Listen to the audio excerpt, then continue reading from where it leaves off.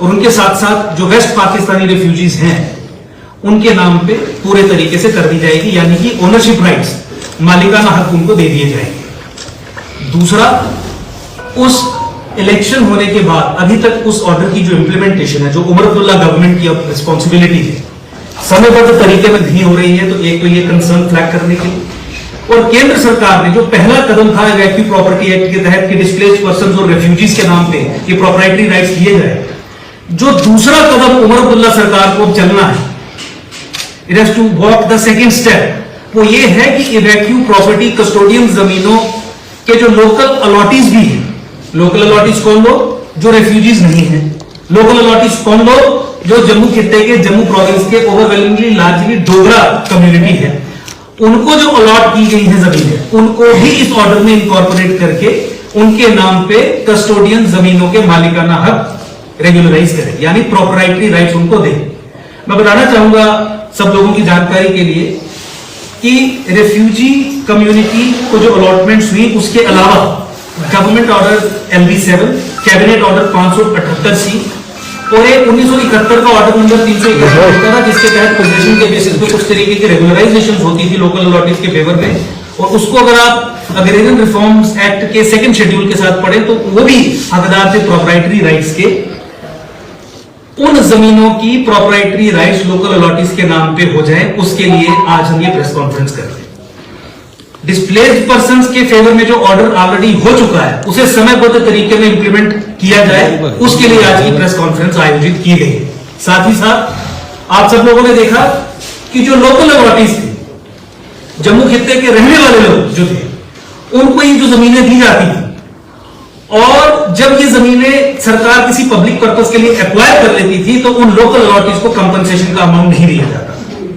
Legal regime जो है, अगर आप कानून की सही जानकारी रखते हैं तो उसमें कैटेगोरिक था, चाहे वो लैंड एक्विजिशन एक्ट से संबंधित रूल्स हो, चाहे वो एग्रेरियन रिफॉर्म एक्ट हो, चाहे वो 1965 की गिरदावरी के आधार पे 371 ऑर्डर नंबर की जो लीगल रेजीम हो, उसमें डिटेल में नहीं, ज्यादा कॉम्प्लेक्स हो जाएगा। लेकिन लोकल अलॉटीज भी एंटाइटल्ड थे कम से कम 80% कंपनसेशन के लिए, जो उनको नहीं दी जाती थी। तो ऐसे सब लोकल अलॉटीज जिनसे जमीनें ली गई है सरकार के द्वारा और जिन्हें कॉम्पनसेशन नहीं पे की गई है, उन लोगों को कॉम्पनसेशन भी दी जानी चाहिए। अब ये जो सेकंड स्टेप है, जम्मू कश्मीर यूटी में अब एक चुनी हुई सरकार है, उमर अब्दुल्ला डिपार्टमेंट को ओवरसी भी कर रहे हैं। मुख्यमंत्री की ये अब नैतिक रिस्पॉन्सिबिलिटी बनती है कि एक कदम केंद्र सरकार ने जो उठाया, उसी दिशा में दूसरा कदम भी उठाए, क्योंकि ये जम्मू खित्ते और जम्मू कश्मीर में वो सब लोग जो लोकल अलॉटीज की श्रेणी में आते हैं, उनके मौलिक कॉन्स्टिट्यूशनली गारंटेड राइट्स की हम बात कर रहे हैं। तो मेरा आप सब लोगों से यही निवेदन है कि सरकार तक ये मैसेज पहुंचे। भाजपा की जो ऑफिशियल पोजीशन इस पे है वो हमने आर्टिकुलेट की, और साथ ही साथ कस्टोडियन डिपार्टमेंट जिसकी एग्जिस्टेंस ज्यादा खर्चीली है rather than the work it is doing, मतलब पूरा डिपार्टमेंट जो इस समय कार्य कर रहा है, वो कार्य करने के लिए जो तनख्वाह और सारा डिपार्टमेंट को चलाने का काम है, अगर वो उससे जो अर्न कर रहा है उसका खर्चा उससे ज्यादा है, तो किसी भी परिस्थिति में इस डिपार्टमेंट को आगे चलने का कोई औचित्य रहता नहीं।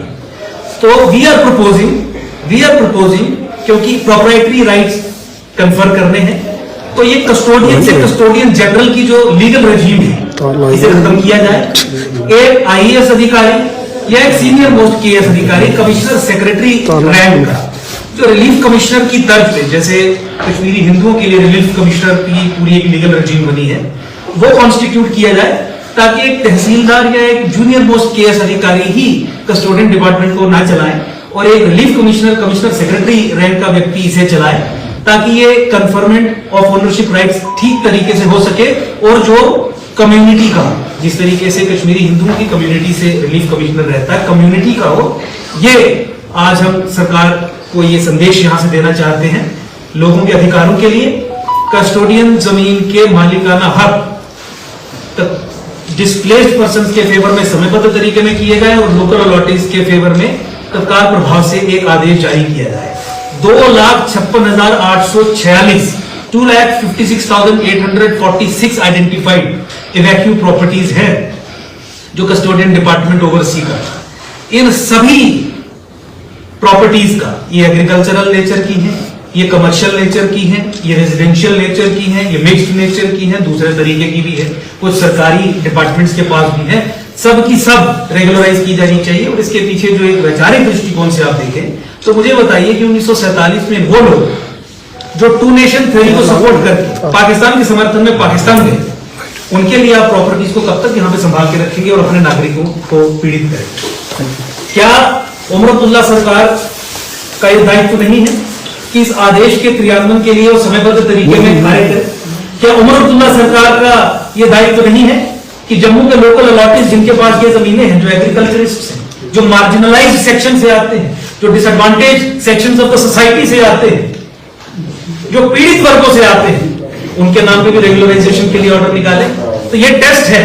जो लोग सशक्तिकरण की बात करते हैं, लैंड रिफॉर्म्स के दृष्टिकोण से देखें तो डिसएडवांटेज सेक्शंस की एम्पावरमेंट की बात करते हैं, आज उनके सामने मौका है कि कीजिए आदेश और आप इन सब लोगों को प्रोप्राइटरी राइट्स, मालिकाना हक कस्टोडियन जमीनों के दीजिए, समयबद्ध तरीके में दीजिए, तब आप कहीं जाके साबित कर पाएंगे। अदरवाइज जो शैम आपने लैंड रिफॉर्म्स के रूप में यहाँ पे किया था, उसके बारे में फिर किसी समय पे जो हमारे अधिकारी हैं आपकी पोल खोलेंगे, लेकिन कम से कम आप साबित कीजिए कि you can walk the talk. आप कहते हैं अगर एम्पावरमेंट के लिए, तो लोकल अलॉटीज के फेवर में कस्टोडियन जमीन के मालिकाना हक देना असल एम्पावरमेंट होगी। कस्टोडियन डिपार्टमेंट की एग्जिस्टेंस का कोई औचित्य नहीं रहता, उसे खत्म करना नेक्स्ट एक लॉजिकल स्टेप होगा। एक बड़ा अधिकारी यहां पे स्थापित करना जो कम्युनिटी में से ही हो, जो बेनिफिशियरी कम्युनिटी है, जो परसिक्यूटेड कम्युनिटी है, उसी कम्युनिटी में से हो, क्योंकि रिलीफ कमिश्नर उसी तर्ज पे बनाया गया है। कश्मीरी हिंदुओं के दृष्टिकोण से अगर आप देखें उसी तर्ज पे ये कीजिए, तो फिर ये माना जाएगा। मैं 2 मिनट के लिए आपसे निवेदन करूंगा कि भाई वी शर्मा जी हमारे साथ है, भाजपा के सीनियर लीडर है, प्रवक्ता है, इनकी भी आप 2 मिनट के लिए बात सुन। धन्यवाद। मैं ऐसा कहना चाहता हूं कि जिस ढंग से हमारे अंकुर जी ने इशू को फ्लैग किया है, this issue has been agitating for years together. We are grateful कि एलजी साहब ने इस मुतल्लक अक्टूबर में इलेक्शन होने से पहले, अगस्त में सॉरी, उन्होंने ये ऑर्डर पास किया और ये इवेक्टिव प्रॉपर्टी जो है जिन जिन लोगों के पोजीशन में थी, जो रेफ्यूजीज थे, उनको सारे हकूक दिए गए और उसके साथ हमारे जो लोकल अलॉटीज थे, हम उनको भी ये सारे हकूक दिए जाएं ताकि उनकी पोजीशन में जो लैंड है उनको मिल जाए। जैसा कि कहा गया कि ये इश्यूज कई दफे उठाए गए, लेकिन अब एक दिशा को कायम किया गया है। हमारे एलजी साहब ने उस दिशा को कायम किया गया। हमारे जम्मू कश्मीर में इलेक्शन हुए, एक डेमोक्रेटिक तरीके से जो हुकूमत इस वक्त कायम हुई, उस हुकूमत का ये फर्ज बनता है कि लोगों की लॉन्ग स्टैंडिंग, लॉन्ग अवेटेड जो प्रॉब्लम्स हैं उनको ऑन प्रायोरिटी अटेंड किया जाए। कस्टोडियन हाउसेज और इवेक्टिव प्रॉपर्टी का जो इशू है, this has been raised time and again, और मैं ये समझता हूं कि एलजी साहब ने इसको हकूक देकर एक रास्ता खोला है। जो हमारी मौजूदा हुकूमत है उससे अपनी एक डायरेक्शन लेकर लोकल लोगों को सबको इसके हकूक दिए जाए ताकि वो लोग उस प्रॉपर्टी को इस्तेमाल अपने अच्छे ढंग से कर सके। ये जो पॉइंट कहा गया कि इसका इवेक्टिव प्रॉपर्टी का जो इस वक्त आज की डेट में उसको मेंटेन करने का, इनको मेंटेनेंस के लिए जो हमारे सारे इवेक्टिव प्रॉपर्टी है उसका जो खर्चा ज्यादा है, उनको तनख्वाहों का खर्चा ज्यादा है, और इसलिए इन तमाम प्रॉपर्टीज को उनको दिया जाए और ताकि वो उन प्रॉपर्टीज को अपने मन मुताबिक अपने तरीके से उनको इस्तेमाल कर सके। इन्हीं अल्फाज के साथ हम आज की प्रेस कॉन्फ्रेंस के शर्मा साहब, मेरा एक सवाल रहेगा कि जिस तरह से आपने ये इशू उठाए, ये लंबे समय से आए, आपकी 10 साल सरकार थी, ये इशू उस बड़े आसानी से ये इसको सॉल्व किया जा सकता। अब ये 3 महीने की सरकार है, आपने 10 साल में इस इशू को क्यों नहीं सॉल्व किया? देखिए, 16 अगस्त 2024 को इशू फाइनली रिजॉल्व हो चुका है। उसके पहले जो तैयारी करनी थी वो करके सरकार ने 16 अगस्त 2024 को निर्णय ले लिया, जो लीगल रजीम के तहत ये जो बड़े लंबे समय का था, ये आज का नहीं है, ये लंबे समय का इशू था और ये बड़े आसानी के साथ आप 370-35 हट गई है।